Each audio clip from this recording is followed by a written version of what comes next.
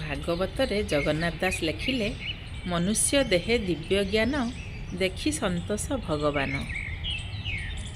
ଯୋଗୀ ଶ୍ରୀ ଅରବିନ୍ଦ କହିଲେ, ମଣିଷ ନିଜେ ଦିବ୍ୟ ହୋଇ ଉଠିବ ଏ ସମ୍ଭାବନା ତା ଭିତରେ ରହିଛି।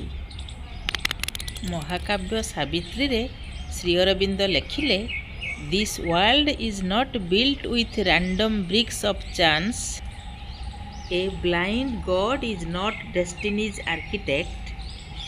A conscious power has drawn the plan of life. There is a meaning in each curve and line.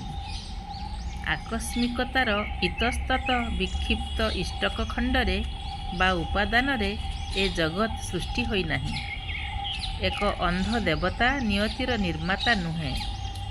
ଜୀବନର ଯୋଜନାବଦ୍ଧ ନକ୍ସା ଏକ ସଚେତନ ଶକ୍ତି ଦ୍ୱାରା ଅଙ୍କିତ ହୋଇଛି ଏବଂ ସେହି ନକ୍ସାର ପ୍ରତ୍ୟେକ ବଳୟ ତଥା ରେଖାରେ ଏକ ଗଭୀରତର ଅର୍ଥ ନିହିତ ହୋଇ ରହିଛି। ଶ୍ରୀ ଅରବିନ୍ଦ ଦର୍ଶନର ଅନ୍ୟତମ ଗବେଷଣା ସ୍ଥଳ ଦିଲ୍ଲୀ ଆଶ୍ରମ ପରିଭ୍ରମଣର ସୁଯୋଗ ପାଇଥିଲି ସେପ୍ଟେମ୍ବର 29 ତାରିଖ ଦିନ। ଆଶ୍ରମ ପରିସରରେ ବୁଲୁ ବୁଲୁ ଏହି ଚିତ୍ରଗୁଡ଼ିକ ଉତ୍ତୋଳନ କରିଥିଲି। ଏତେ ସୁନ୍ଦର ମନୋରମ ପରିବେଶ ମନରେ ଏତେ ପ୍ରଶାନ୍ତି ଆଣିଦେଲା, ଯାହା ଶବ୍ଦରେ ବର୍ଣ୍ଣନା କରିହେବ ନାହିଁ। ମା ଶ୍ରୀ ଅରବିନ୍ଦଙ୍କ ପାଦପଦ୍ମରେ କୋଟିଏ ପ୍ରଣାମ। ନିରନ୍ତର ମାଙ୍କ ନାମ ଜପ କରିବା ଓ ତାଙ୍କର ଶକ୍ତି ଆମକୁ ସର୍ବଦା ସୁରକ୍ଷା ହିଁ ଦେବ।